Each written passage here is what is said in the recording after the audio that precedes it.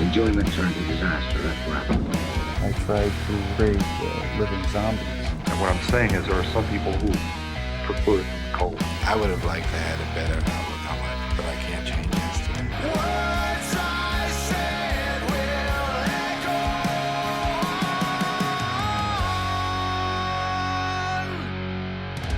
Hello, welcome. This is Echo On, a true crime podcast hosted by me, Chris. And me, Christian. Each episode, we're going to cover cases of true crime, from serial killers to cults to more general topics of interest, such as psychopathy. What is psychopathy? What isn't psychopathy? What drives these people to do these horrendous things? Though the subject matter is bleak, we hope that the conversation will be at least a little bit interesting and somewhat entertaining. Episode 1, Fred and Rosemary West. Frederick and Rosemary West, a married pair of serial killers and rapists who killed at least a dozen young girls. Between them, they have confirmed to have been active between 1965 and 1987, though there is speculation they remained active for 7 years until their arrest. Their MO was usually strangulation after raping the victim for a sustained period. Post-mortem, the bodies of the victims were frequently dismembered, with their fingers and toes removed, and their bodies buried, most notably in their house on Cromwell Street in Gloucester. Fred West was charged with 12 counts of murder, and Rosemary West was charged with 10 counts of murder. She was not prosecuted for the deaths of Anne McFall or Catherine Costello, who were murdered before she met Fred. Whilst remanded, Fred boasted how he had killed 15-year-old Mary Bastholm, but he could not be charged as there was no evidence, and to date no body has been found. There was also no forensic evidence to link Fred to the murder of Anne McFall, and he always denied killing her. Her body, though, had been dismembered and was missing several finger bones, and the cubic dimensions of the grave in which her body was buried matches the MO of Fred's later murders. 4 young girls, similar in age to Fred's other victim, had disappeared whilst living in Glasgow before he met Rose. Police believe he could have murdered these girls and buried the bodies at an allotment that he owned. But by the time of the investigation, the M8 motorway was already built over that land. Mae West, one of their daughters, recently stated that she thinks her parents killed at least 30 more people. They just stopped using the house as a burial site. From this, the Gloucestershire Police have said it would consider reopening the case if new or compelling evidence emerged. But Assistant Chief Constable Julian Moss has said, all reasonable lines of inquiry were explored at the time and there are no new ones for us to investigate. Hello, I'm Chris. And I'm Christian. Welcome to episode 1. As you heard in the intro, we're talking about Fred and Rose West. As we'll do with every episode, we'll give links in the description, cite our sources and any other pertinent information. And a lot of those will cover the crimes in much more detail than we're going to do. And we'll just get on with... We'll get on talking about the murders. I talked myself into a cul-de-sac. There are many great podcasts about that have covered this in great depth. There's a lot of good books. Like I said, we will cover them in the description. I'm just going to choose a couple of subjects and we will discuss it. Yes. Basically, this is what we do anyway, so we thought we might as well record it. But this time we actually had to research, instead of just drunkenly talking at each other about things we kind of remember and we probably got wrong anyway. We actually had to do research for this, which was a new thing for me. So first of all, we're going to ask the question, was Fred fit to stand trial for the murders that happened in Cromwell Street?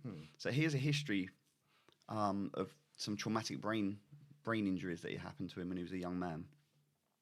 And the question is, how would that have affected his personality? Could that be used as an excuse for not being kind of criminally responsible for what he did? Or can it be said that because he covered up his crimes, it doesn't matter what happened previously? Yeah. He knew the difference between right and wrong regardless of what happened to him. Well, you've got a lot of serial killers throughout history, and the majority of them have had trauma of some kind in their childhood. It's quite a standard thing and quite rare that they don't have that. But aren't they all mentals? And you can when you're actually thinking about it, going, are they fit to stand trial? Some of these people, raped severed heads. Anyone, you could argue, if you take it to its end, is that anyone that's done those things is mentally ill somewhat, has got something wrong. So there's sort of something to say for just because he had a brain injury in his youth, is that enough of an excuse to... Yeah, exactly. So so everyone's aware of what happened. When he was 17, he had a motorbike. He'd worked and saved really hard for it, and I think his mum didn't want him to have it because she was worried he'd get hurt. When he was 17, he had an accident, crashed into a girl who was cycling the other way in the road, and he ended up in a coma for 7 days. You got to think, I've been ill and been like bedridden for like half a day, and that like ruins my life. You know, but 7 days in a coma, that's when you actually think about it, that's huge. Yeah, it can't be good for you. I mean, it's not like in the days of even like, I mean, that was what 19. He was born in 41, so that would have been 1958. Back then, they weren't doing medically induced comas like they would do now to like save swelling on the brain and things. That was literally no. He was in a coma naturally for that long. Yeah, and so it was noted that he had following his coma, was prone to violent outbursts after his recovery. So there's already a marked difference in his personality, in the way that he deals with his anger, frustrations, and things like that. I kind of think, I mean, it's a bit of a, I suppose, a comedy moment. But every time I sort of read that when it says he was prone to violent outbursts, I imagine him just like sitting there, you know, watching TV, you know, Coronation Street's on, or whatever was on in the 50s. And then suddenly his mum's like, "Oh, do you want some tea?" And he's like, "Oh," just kicks off, just punches her.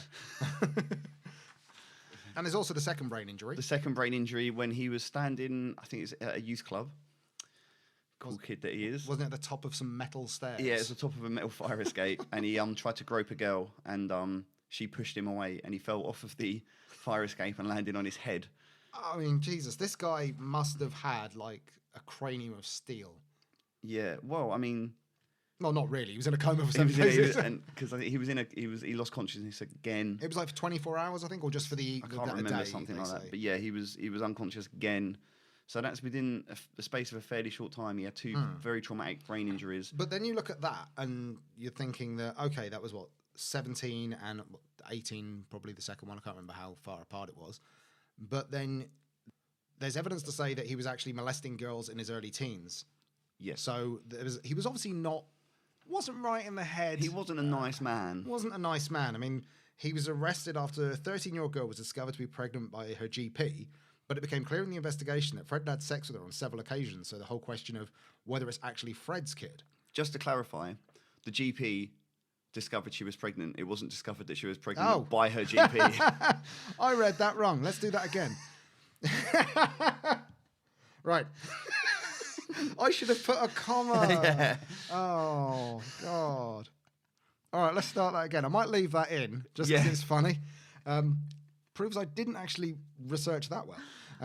But Fred was arrested. Fred was arrested after a 13-year-old girl was discovered pregnant by her GP. And it became clear that Fred had sex with her on several occasions. But Fred treated the charges with a degree of contempt, evidently believing that such behaviour was something that everyone did. Under questioning by the police and social services, it also became apparent that he'd been molesting girls since the early teens, as I just said. And the case collapsed when the girl refused to give evidence against him and he walked free. Which brings in the whole aspect of his family and the relationship between Fred and his family. Like, he believed that was normal. It suggested, I think, that his dad was had proclivities towards younger girls. Yeah. And there's the whole thing of Fred said in interviews that he had sex with his mother and she took his virginity. So he saw sexual perversions weren't extraordinary to him, and also potentially raised to view young girls as sex objects. Yeah, and also the father was violent towards him. The violent outbursts thing. Who reported that? He had violent outbursts. What, the family did? I think the family noted it, that it was... What? I'm allowed to beat you, but you can't beat me. Yeah, do as I say, not as I do. That's what fair parents enough. do, isn't it? Yeah, that's good. So that leads to questions about nature and nurture, like, because many people are raised in horrible situations and they don't go on to be serial killers and serial rapists.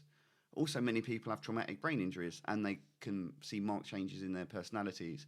But there's also people who were raised in good households by loving parents who went on to the most despicable crimes, like Geoffrey Dahmer. He didn't have a bad childhood. Yeah. He had a good childhood, but then again, his is some of the most disgusting crimes that have been recorded.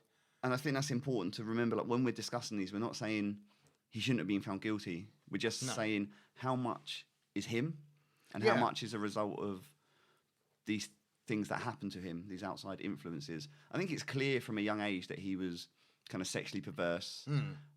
He liked to pick up young girls. He was always interested in that. He was always interested in women anyway, like, very strongly. Yeah. But there's also the whole thing of, like, whether the mental illness, he had mental illness from the falls and the brain damage, or whether he just had it from an early age.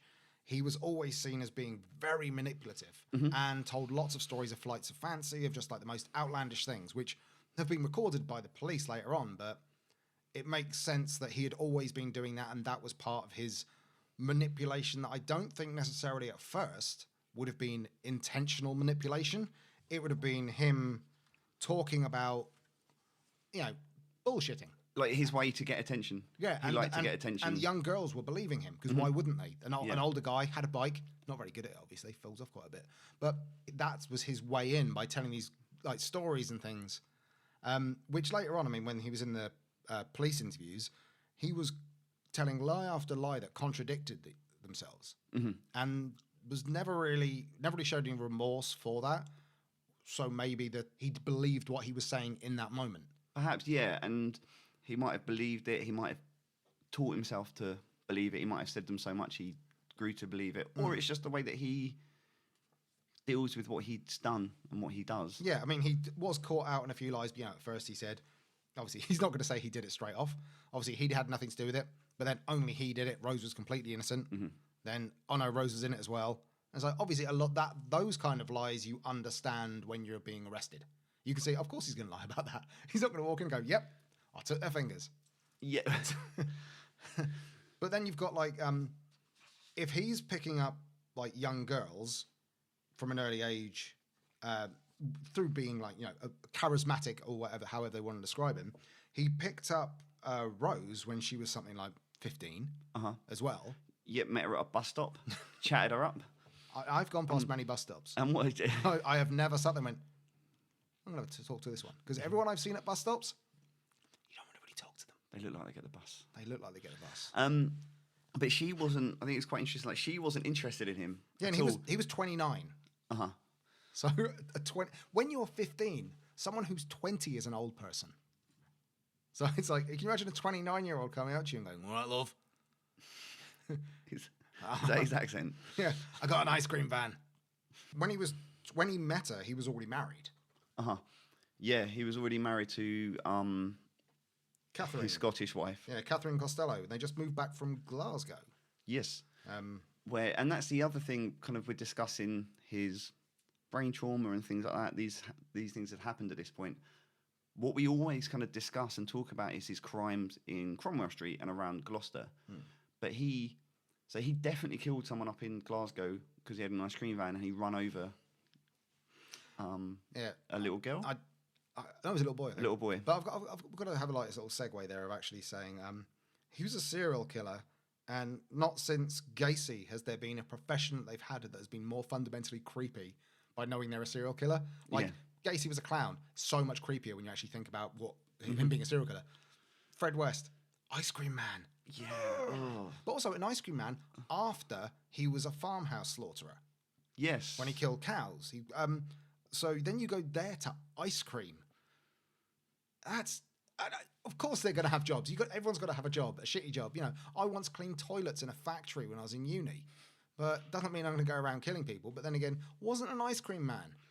No, it's just the context of knowing that he liked young girls and he took a job that put him directly in the company of young girls.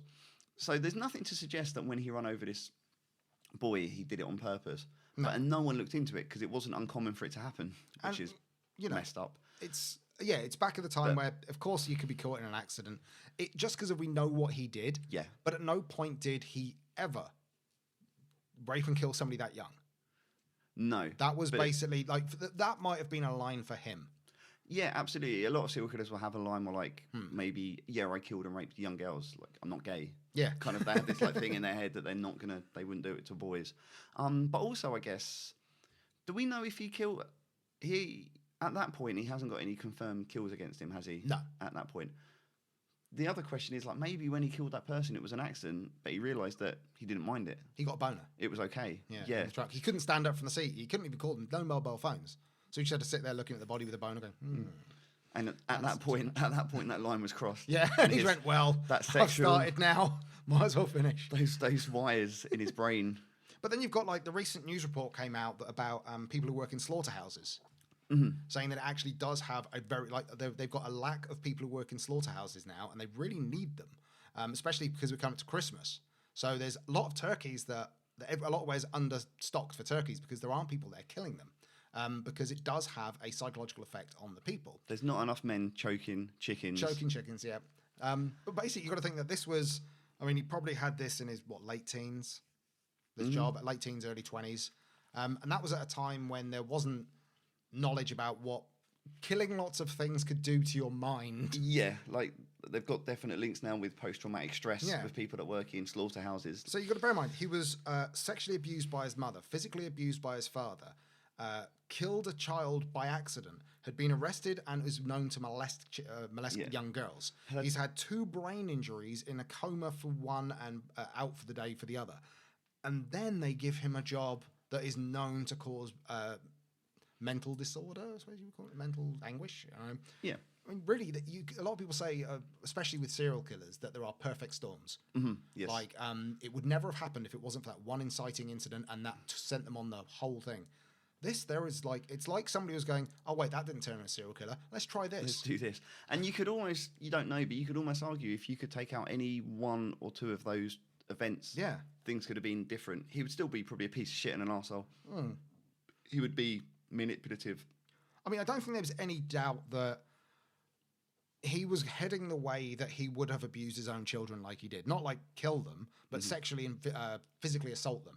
I don't think that would have been avoided had there not been, even if the trigger of him being a serial killer wasn't there. Like, he literally had the pattern. He was already molesting girls at a young age. So, but then again, he was molesting young girls from a young age. He was molesting girls probably his age. Yeah. And then just kept that age. So whatever was happening at that time was probably like his father beating him, things. That was the age he stuck at. Yeah, it's strange, isn't it? Like, he had relationships with people his own age as well, but he always had the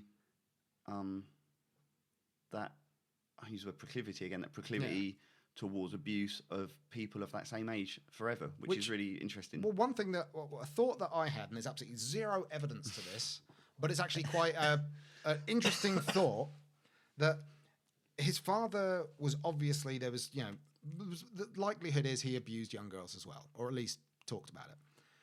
There could have been an incident where because of the close-knit of family between Fred and Rose that him and his father probably had, even though his father abused him, that he probably brought Fred out at a young age to abuse a girl or whatever, and that's what happened together. And then Fred later on, away from his father, was trying to recreate that moment of the closest time he had with his father. Yeah, there's definitely there's something that we don't know. Like a cross that happens in a lot of people who have like really extreme sexual kind of perversions, particularly serial killers, people that can only get hard if they're fucking a dead body or something.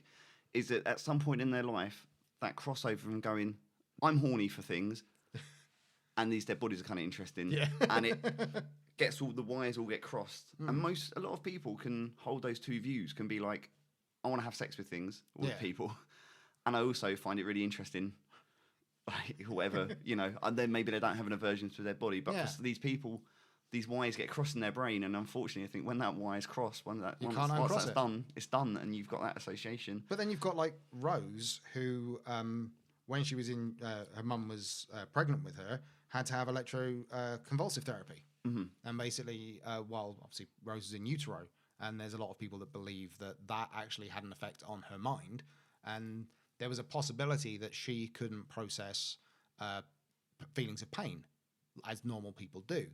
There's the one story in Cromwell Street where after an argument with Fred, she chases him upstairs and he slams the door behind him, catching her hand in the door, which severed a couple of her fingers and only held on by tendons.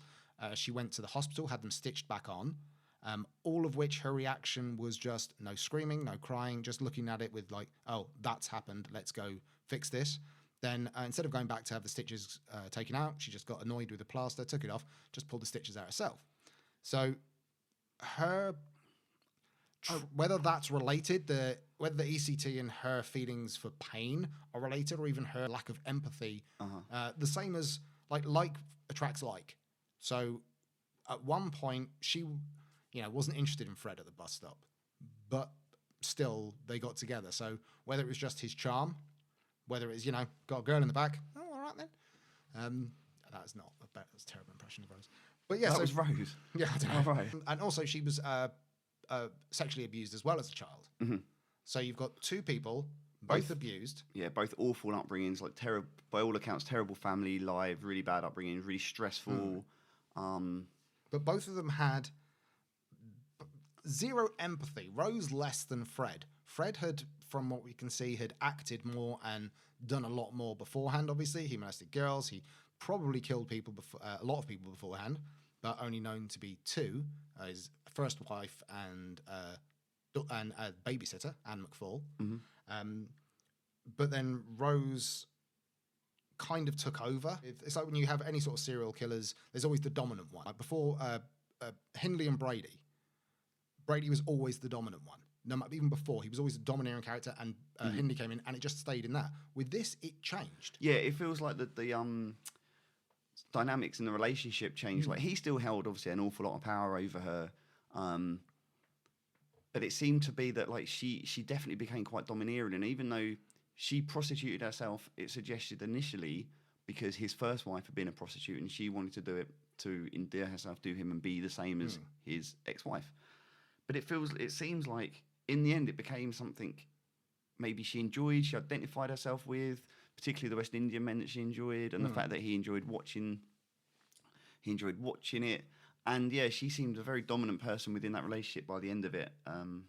Very strong-willed.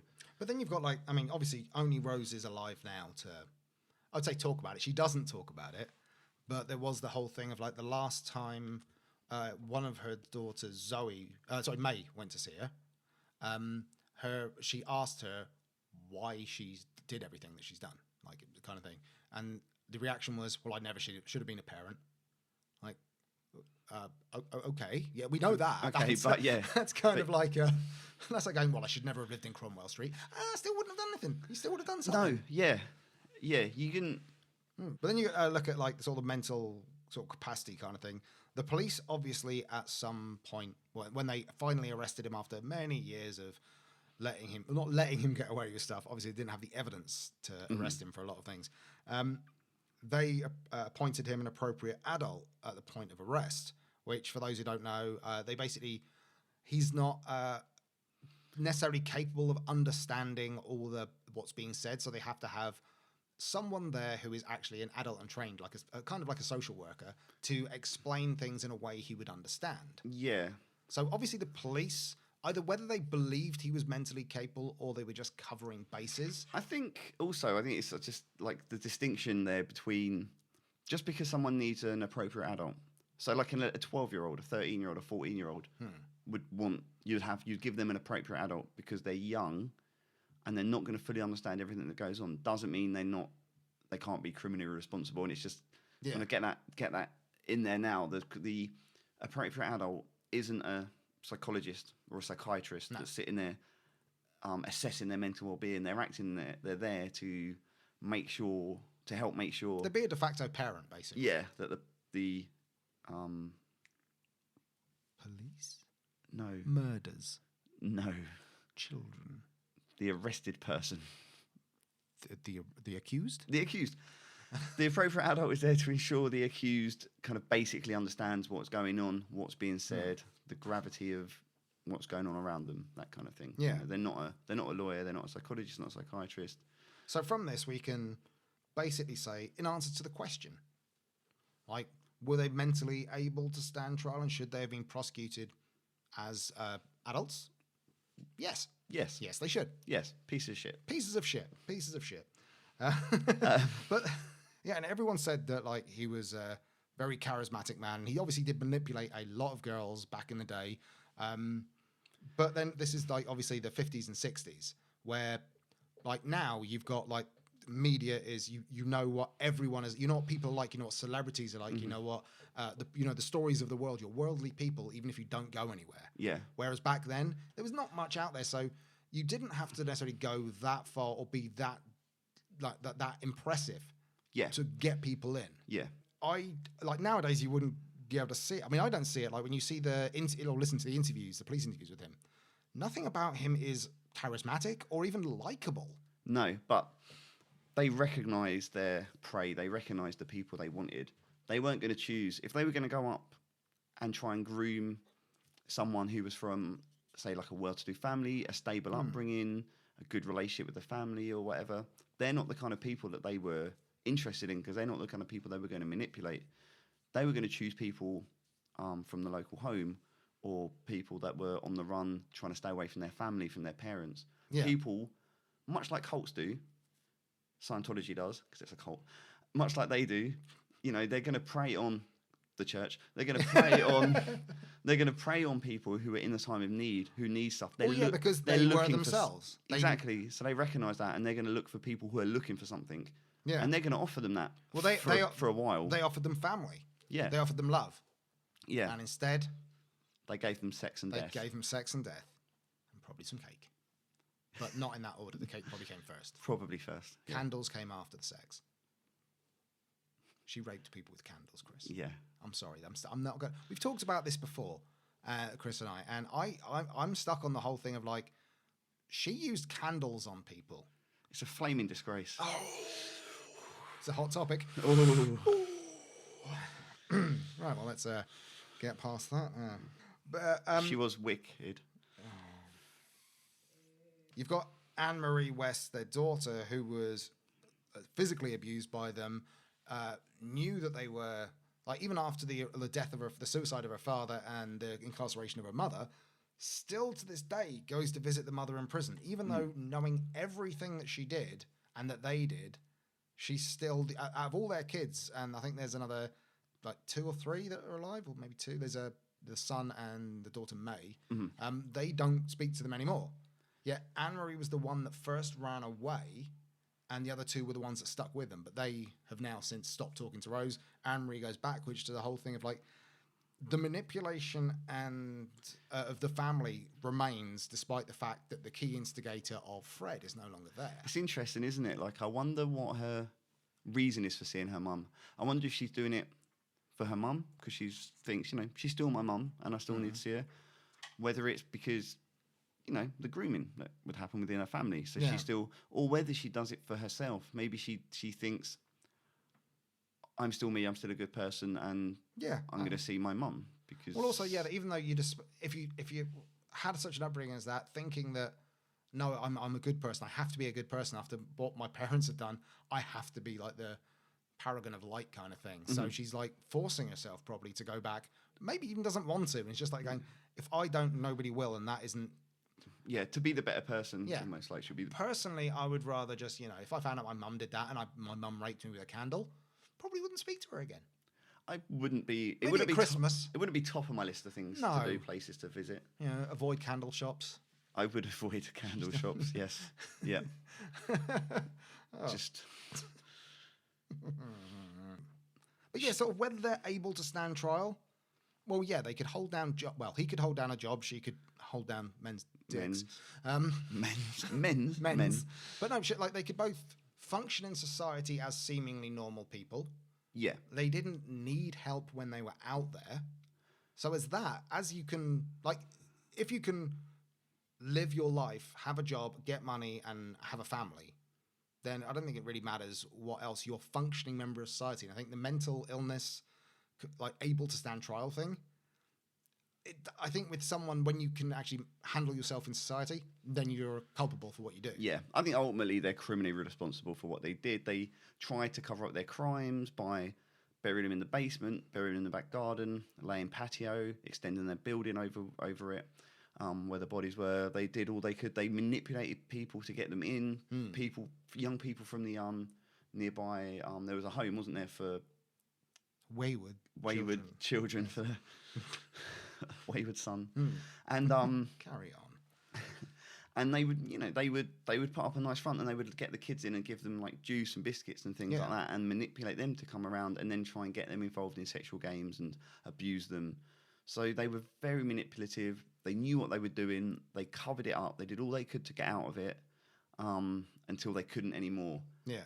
So I think ultimately as well, my 100% unequivocal opinion is So why they're pieces of shit, and they should have. I should have fried stayed earlier, and as was mentioned in the beginning, even though we associate the crimes with 25 Cromwell Street, it's widely believed that there was potentially many more murders outside of that house, prior to the murders that we know of, after the murders we know of, and quite possibly during.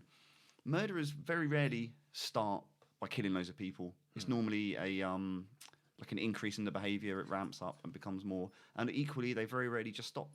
Yeah, and That with this, kind of- it's like 7 years from the last body that they know of to them being arrested. Mm-hmm. But there was no change of environment, moving, and everything stayed the same for them. Yeah. Apart from there's no bodies. Yeah, which is Highly dubious. highly dubious, highly unlikely. But at the time, you've got like they found 10 bodies in the house. They know, and they found 2 bodies at his old house of his ex-wife and the babysitter, Anne McFall. But they never looked outside of that, and I think the main reason for not looking outside that is they've got him banged to rights on that.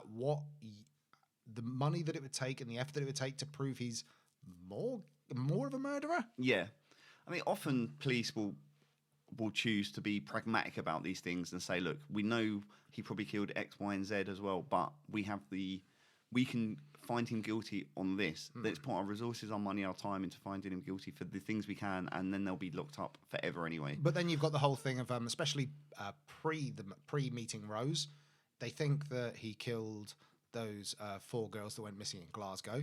Mm-hmm. By that time, he was already dead. He'd already killed himself. What benefit? My dog's going mental on the floor there. Sorry if you can hear that. But what bless you. But what benefit would it be to police resources and even the victims if they went and dug up the motorway, found the 4 bodies? I mean, it would give, I don't want to use the word closure, it'd give an element of justice to the families, so I definitely have sympathy and empathy you've got for like that. the from the Moors murders, when you've got the one body of the boy that was never found, and to the day, like even I don't know, I think the mum's dead now. The child fairly recently, and but that was ruined her life because she Yeah. didn't know for sure. Yeah. So from the family's perspective, you go, no, you should do everything you can. But Yeah. the police are a finite resource. They have finite money, finite people, and a lot of crimes to deal with. So even though it is, they reckon that maybe he murdered some people, took them to his allotment, which is now under the motorway. We can sit here and say, why didn't they look? But there's no evidence. There's no direct evidence that he did it. It'd be nice for the family in a way because they would know, but we've kind of got.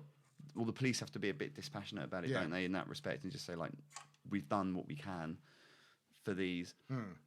But there's also talk of a farmhouse, isn't there? Yeah. That Fred West alluded to, and also he told Janet Leach, his appropriate adult, about it. I think he told someone else as well. Like they mentioned a farmhouse to one of the girls that stayed with them that didn't die as well. That they never killed. Yes. That they I think sexually abused.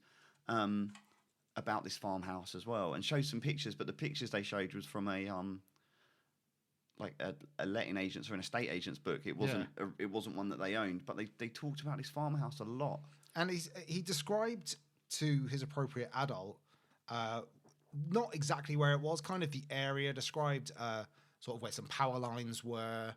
And after his death, when the appropriate adult was selling her story to the Mirror newspaper, the journalist there tried to find the farmhouse with her, and they eventually found this one place that matches the description of the area. They saw the power lines he was talking about, and the area of the farmhouse was basically, it was obviously a farmhouse used to be there, but it was just destroyed. There was nothing there. It was flattened. There was nothing. So what if there was a farmhouse and he was involved? There's a supposition that, as they said, other people were involved as well, which I think is quite an important aspect, that they destroyed it, so no evidence could have been found. Yeah, and it makes you wonder like what the body count could have actually been, because it's not as if 10 and 12, like 12 bodies isn't enough. Well, wasn't it Fred said that there were dozens? He reckons there could be more than 20 people. Yeah, and he was saying that they strung them up, sexually abused them, and then they were killed afterwards. Mm-hmm. And he alluded that, as if to say that, they weren't the worst ones there, that they were just part of it. Yeah. Which... How big is it? He said that his brother was part of it, John. Yeah. And John, after Fred died, John was being prosecuted for the repeated rapes of someone from Cromwell Street. I can't remember who, but also Annmarie, one of the daughters. I think that's really interesting as well, because you've got someone else who was raised in the exact same house, and it seems has very similar sexual behaviours. Yeah. I mean, there's no indication that. I mean, John at the time had a family. Obviously, still does. That doesn't go when you die. But they thought that he, especially with Annmarie West, sexually abused her over 300 times. Now, I don't know how they could piece that together. Like, the place isn't being recorded, filmed all the time. But he hung himself before he could be prosecuted, the same as his brother. Yeah.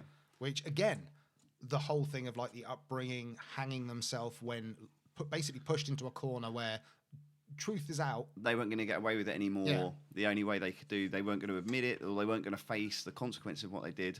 They got out of it. And it's just all these unanswered questions and these...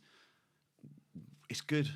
What we do know is great, but what we don't know is so frustrating and so interesting because, like we said, these things don't just happen and then stop happening. No, I mean, from the first year of, like, the Cromwell Street murder, say the first one that they know Rose was involved in, because keep in mind that the first, like, her going into the relationship, I doubt they first went in there and straight away just started murdering people. So obviously it was a few years until they started. Then it was 1 a year, 2 a year, for quite a period of time until it suddenly stopped because they ran out of room. Now, if you think they were doing 1 or 2 a year, even if they did 1 a year afterwards, or one every couple of years, there's still a handful of victims that will never be known what happened to them. The amount of runaways, never hear from again. And that's the thing as well in the time. The type of people, so the time when it was, and the type of people that they would pick up and kill are often, I think they call them like people refer to them like the unseen dead or something like that. They're people within society that are already on the fringes. You know, they don't have a stable family. Maybe they're prostitutes, whatever it is. They're people that it's not unusual for them to go away. Yeah. And people do not know where they are. And there's also the whole thing of, like, there was been criticism of the police for not being able to arrest them sooner. Because they were prosecuted for rape and only fined £50 each for it. Ridiculous. There was 2 different court cases which were going to be brought against them, but eventually collapsed because people wouldn't talk against them or lack of evidence. And so they obviously just didn't stop because they were being caught. They weren't the kind of people to just stop because people knew something about them. Like, the police knew there was something off about them, but as soon as they're released, Fred and Rose still carried on with what they were doing. There was no hesitation for them to carry on after they'd been caught for something else. They didn't. They weren't worried. They weren't concerned. Or the urge to do it was too great. Yeah. That they just did it until they couldn't. And I think that's like, so how wide did the murders go? There's no doubt in my mind that, even if murders didn't happen, even if they didn't kill anyone afterwards, I don't think there's any doubt that they didn't carry on abusing people. No. So talking about how these things don't just stop. The urge to kill or to maim or to ultimately have ultimate power over someone doesn't just go away. So the Golden State Killer, who was caught earlier on this year after... That's the old guy that was caught through the DNA testing from one of his family members. Yeah, Joseph D'Angelo. They got some familial DNA and tracked him down with some old stuff they had on record. So what's interesting with that? So he was older when they caught him. I think he's in a wheelchair. He couldn't physically go out and rape and murder anymore. But I remember reading that one of his rape victims, would periodically get nuisance phone calls that she's sure was from him. Yeah. So it's like, even though he couldn't physically do it, he still had to have power. So you think and just be an arsehole to people constantly. With Fred and Rose, best case scenario for those 7 years preceding, they would have still been mentally torturing people. But absolutely, they were probably having control over maybe their family, or they were sexually abusing and scaring people. It's just like when you look at their kids, their oldest son, in I think 2005, 2008, came out and says that when he was about 7 or 8 years old, he witnessed his parents sexually abuse and murder the daughter Heather, and he said he ended up with Rose killed her by stamping on her head repeatedly. And you've got like that kind of thing.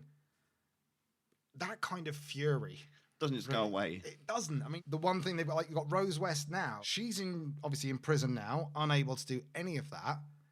So she bakes cakes. She's got to fill her time, I suppose. I know, but how, you got to think of, like, people always go on about prisons and how, oh, they're extremely violent places, they're dangerous to be in, it's the worst thing ever. But you're dealing with people who have had no impulse control in society, being incarcerated, still with those impulses. Yeah, I find that interesting at how, I don't know how they do it, how they manage those people in such a way as to not, so that they're not violent anymore. But then perhaps, you don't know, just talking off the top of my head now, like, we don't know what Rose is like in prison. We don't know, I bet she was a strong personality. Yeah. And to be fair, we don't know what she was like on her own. Exactly. With her and Fred, it was kind of like they were perfect for bringing out the worst in humanity from each other. But without the other one, I mean, with Fred, yes, he did a lot of stuff before, but for her, she might be like quite neutered without Fred being there. Yeah, without being emboldened by him. But now she's, I believe she's married. She's married her cellmate. Is it married or just with her? I think she's married to her. I think not officially church ordained, but she's definitely embraced the female love in prison. Is that who's her partner? It's basically, it was reported in the Daily Mail of all great newspapers that serial killer Rose West is set to propose to the latest lesbian lover she met behind bars. That's a weird way of saying it. She's basically a girl called Kat. She met in an all-female prison. The 64-year-old murderer has reportedly never been this serious about anyone. I feel that she was probably quite serious about Mr. Frederick West when they were raping and murdering children. Maybe that she feels wasn't. like a serious. Well, that was just a fling. Yeah. Well, basically, she's 65 at the time of this newspaper article. She has proposed to her. They keep just referring to it as lesbian lover instead of girlfriend. It just seems like they're playing on lesbian too much. It's the Daily Mail, so they're basically going lesbian serial killer, lesbian serial killer, because they're an awful. And also lesbian love. Everyone loves a bit of alliteration. But also they're a lesbian lover, 30 years younger than her, at an all-female prison. Yeah, that's the prison that women go to, is it? Yeah, apparently. Just prison. Yeah. It's just prison. In County Durham. But yeah, she's had, apparently, according to the Daily Mail, she's had numerous flings with high-profile female prisoners. I bet, so we were saying about her personality and stuff, I bet she loves some of the celebrity in prison that comes with it. I bet she does. I bet she loves being the centre of attention still. But one of the prison guys... Well, the thing is, I'm saying this like it's fact. It's the Daily Mail. It's probably just total bullshit. But it's interesting because one of the sources told the newspaper that Rosemary is a master manipulator and she intentionally seeks out vulnerable people and befriends them for her own needs. So literally nothing has changed in that sense. It's the exact same. She just can't get away with murdering them now. Yeah. So there was basically... the source said one day, out of nowhere, they were seen kissing in her cell. And then they declared themselves a couple. Is her cell like a euphemism for a vagina? Probably. They were kissing inside of her vagina because she was a prostitute, so I imagine there's room in there. But her previous partner was Tracy Connolly, the mother of Baby P. Oh, Baby P. I knew there was someone really high profile that I'd read about before. Yeah, which is... Oh, fucking hell. I know. That's just disgusting people. Well, it's okay. I'm just going to show Chris now. You need to call me Fred. No, I'm going to show Fred now a picture of Tracy Connolly's arrest photo. Wow. Yeah, I recommend everyone goes to the news article from the Daily Mail about this and just scroll down to the picture of Tracy Connolly. And we talk about people who have some kind of mental deficiency and it being related to their crimes. Yeah, she's a wrong un. We'll put a link somewhere to the article if we can. She looks like you would probably see her in her trackies on Jeremy Kyle. Yeah. Or killing her baby. Also killing her baby. That's not funny. But I do love, also on this picture, it's got the classic picture of Fred and Rose West, where Fred's leaning over Rose with his arms on her. And just have a look at that. I mean, please look this up, but have a look at that picture. There's just something weird about it. And I don't know whether it's just the garishness of it, the way she's sitting, which is really creepy, and the way he's holding it. It's like those kind of the ones you used to get in like you can have the family pictures where they're all posed really awkwardly because somebody else has posed them. But here I have a feeling that's literally how they posed. Knowing what they've done, looking at that picture with the knowledge of everything that they did, it's so disturbing. It's so horrible that they're hiding all of that underneath that. Yeah, I mean, it's like when the whole Terrible thing of like, suit. especially with serial rapists, like discounting the whole thing. You've got people like the exception to the rule of like Ted Bundy, who was a good-looking man, charismatic, and literally it was just his own psychopathy that made him that way, like that pushed him to do that. But then you've got like people like Fred West, who I'm surprised he was allowed in places looking like that. Sorry, we don't allow your kind in here. You look a bit too mental. Like, it's the two ends. Like, but Fred never had problems getting women, even without as in actually getting girlfriends and getting married. And he also, I think, he propositioned a lot of people. And the old saying, "You throw enough shit at a wall, something's going to stick." And he was a shit. If you hit on everyone that you see, at some point someone's going to go, "All right, then." You end up with a rose. Basically. Yeah. I mean, it's not worked for me so far, but I'm going to keep. Well, eventually you might be able to kidnap a kid. I'm going to keep throwing my shit at the wall and see if something sticks. Don't say eventually I can kidnap a kid.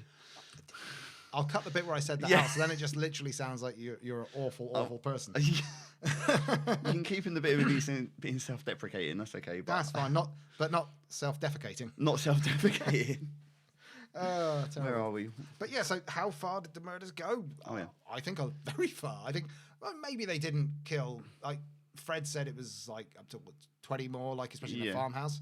Maybe it was, but the farmhouse to me makes perfect sense if it existed, because you're ramping up 1 or 2 a year, then getting basically a killing house that you don't have to live in. You don't have to build a patio over it to hide it from guests.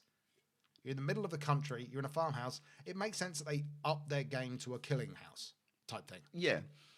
Yeah. So, I mean, he talks a lot of shit. He talks a lot of bollocks. He contradicted himself often. It could be utter nonsense.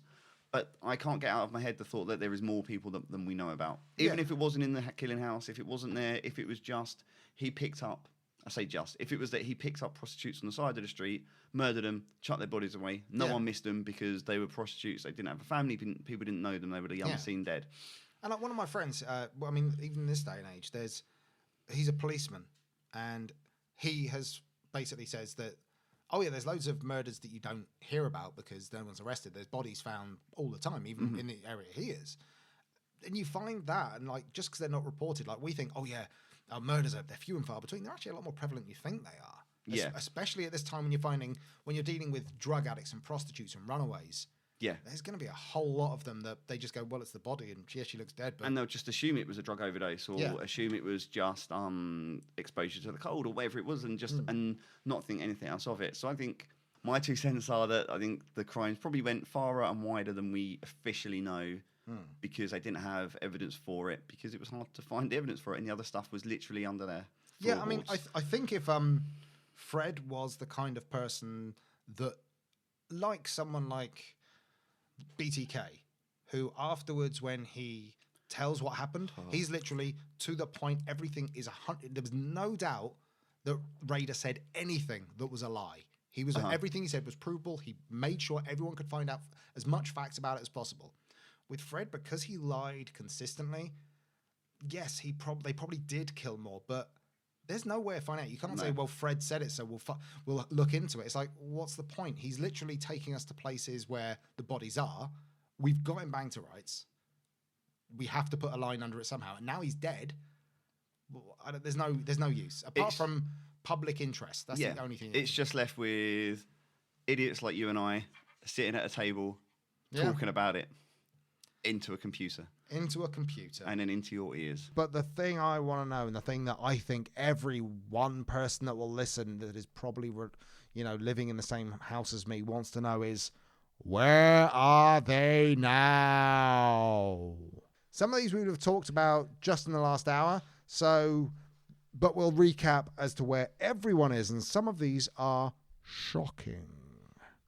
So, Chris, where's Fred? Where's Fred now? Where is Fred? He. Oh no, is he at large? I don't know. Oh no, what's happening? hanged himself in jail on New Year's Day in 1995 while waiting trial for the 12 murders. Oh, What a prick. what a prick. Let's go on to another one that we know about. How about Rose? Rose, she's in HMP Low Newton in Durham. Oh, horrible place. I mean, lovely place. I mean, I don't know, don't have an opinion. Apparently, guards are protecting her from other inmates. She's quoted as saying that she now believes God will forgive her for her crimes. Oh, brilliant. No. There is no God, and that non-God will not forgive you. No. Also, get this. She gets regular fan mail and love letters.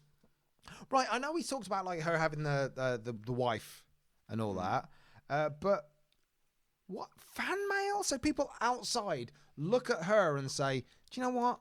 I could go for any of these people I know, but I'm going to go for Miss Frumpy Pants herself, who kills kids."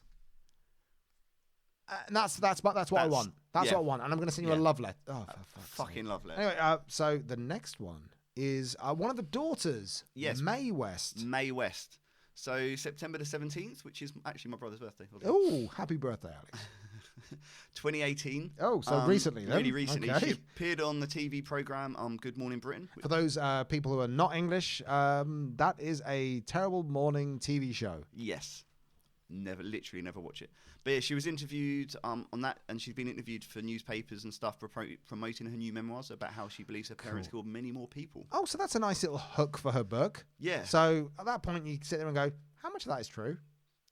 Like, yes, you're promoting a new book, and all of a sudden now you're saying, like, I mean, bear in mind, we're talking about like 20 odd years after. Mm-hmm. Oh, now, they killed lots more people. Yeah. So that. And that's isn't this it's the second book she's written, right? Yes. And the first one was with the brother Stephen? Yeah. Oh, actually, Stephen. Stephen's a fun topic because Stephen is next. Next, Stephen. Stephen is the oldest son, or in fact, the only son, but the oldest of the children. Yeah, so in 2004, he was jailed for 9 months for having sex with a 14-year-old girl and making her have an abortion. What a nonce. The apple doesn't fall far from the tree. Do you think? I mean, Jesus, he gets done for paedophilia. I mean, oh, for fuck's sake. He was put on the sex offenders register when he was released in 2016. The Independent newspaper reported the headline, "My kids are living with Fred West pedo son. Dad reveals nightmare." That is literally the best thing I've ever heard. Oh my God. It's so tabloid. Stephen has said that he's worked hard to turn his life around. I mean, I guess which is admirable, but he could have just not been a paedophile first of all. I mean, it's simple. Even if he's got the urges, he didn't have to act on them. Let's move on. Annmarie. Oh, Annmarie, that's the one I read her book, Yes. the autobiography, and it's very, very interesting. And that's where I got a lot of my information from.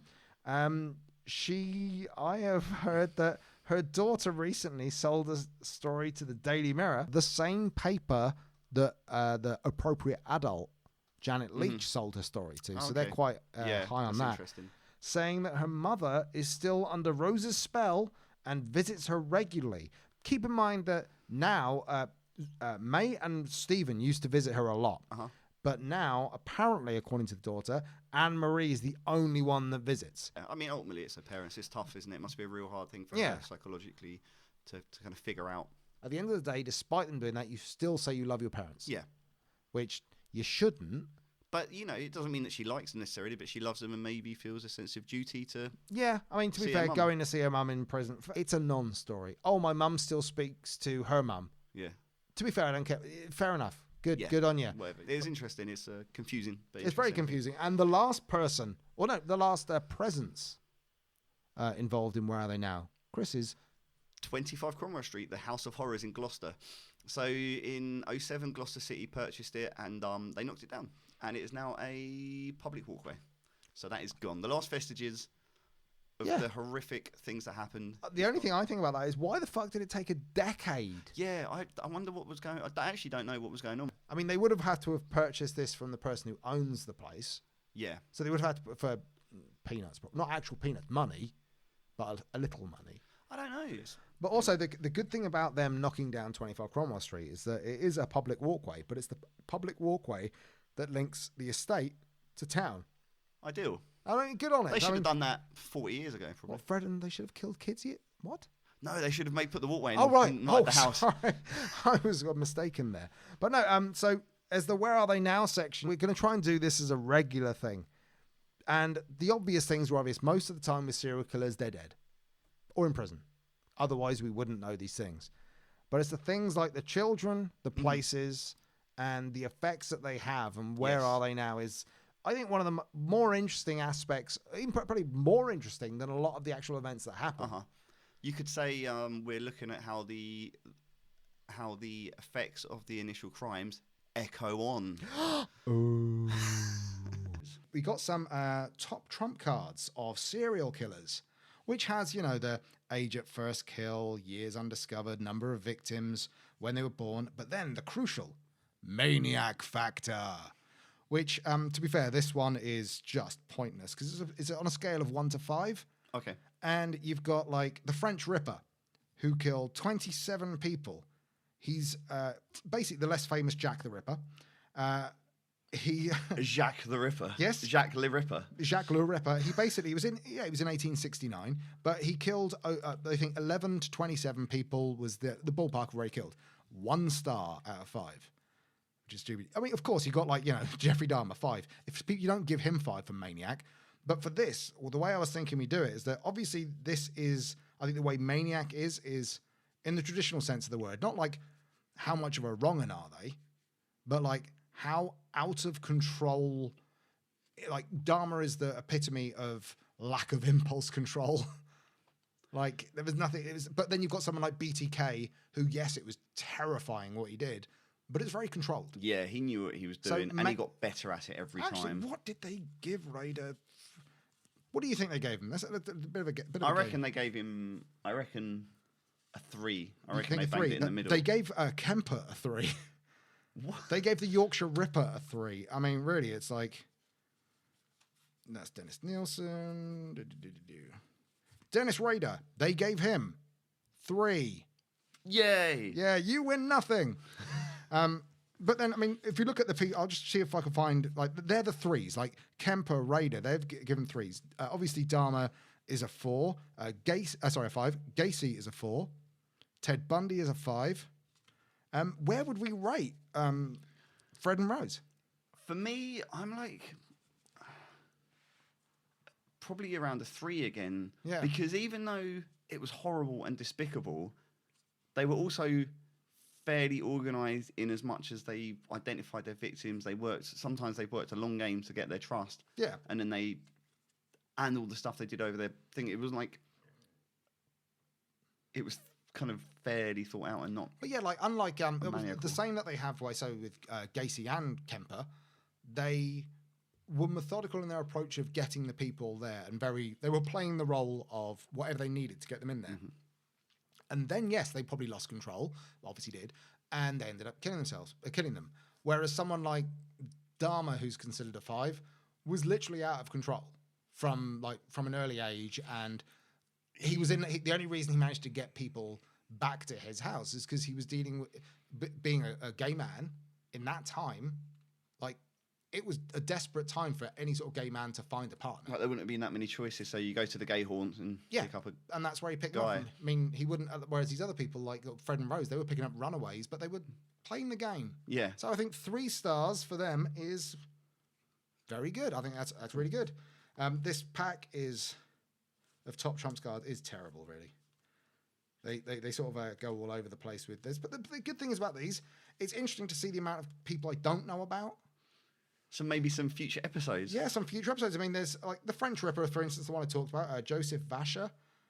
Have no idea about him. I mean, obviously, we're going to try and stay away from the most popular American ones that everyone's covered a lot, like Kemper, like Dahmer. I mean, to be fair, if you want to ever know anything about Kemper, just go on YouTube and look up interviews. He's there. Yeah, I recommend doing that if you got any interest in crime, true crime. Same with. I mean, I wish there was more Gacy interviews, or even any proper ones. But yeah, so that's the top trumps. We give Fred and Rose 3 stars in the maniac factor. So I think we're coming now to the end of our very first episode on Fred and Rose West. You've heard our ramblings. Somewhere in the links in the descriptions, we'll have some social media. And please, links for Twitter, Facebook, etc. And please leave comments, even if they're the most derogatory things, even if you hate us that much and we just talk too much bollocks. Please tell us. It'll be fun. We'll get into a bit of a talk. And who knows, in future episodes, we might even have call-ins. Yeah, have guests. If you've got any suggestions, anything you want us to look at, cover, talk absolute shit about. So it's goodbye from me. And it's goodbye from him. What's up?